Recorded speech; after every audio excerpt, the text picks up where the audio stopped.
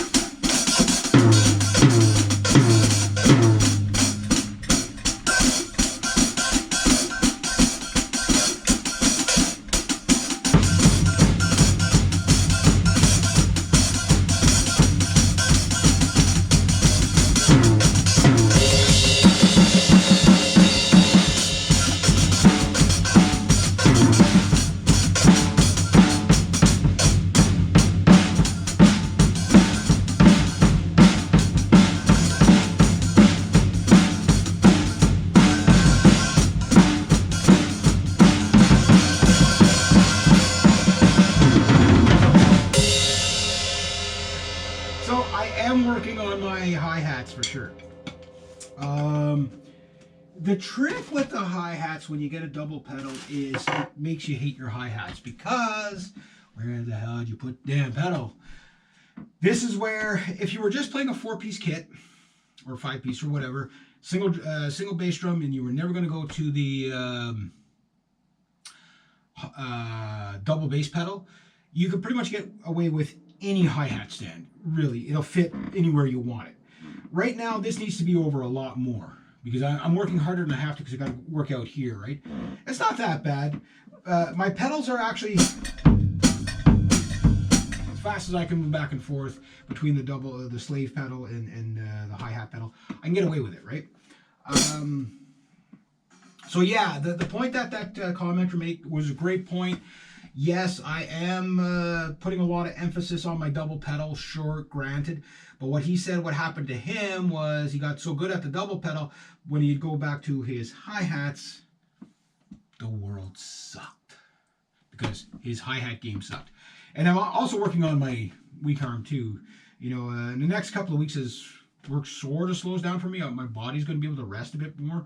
But this is why I'm trying to get everything so ergonomic. so that it's so effortless to play that I'm not fighting my body in compromise to be able to reach stuff.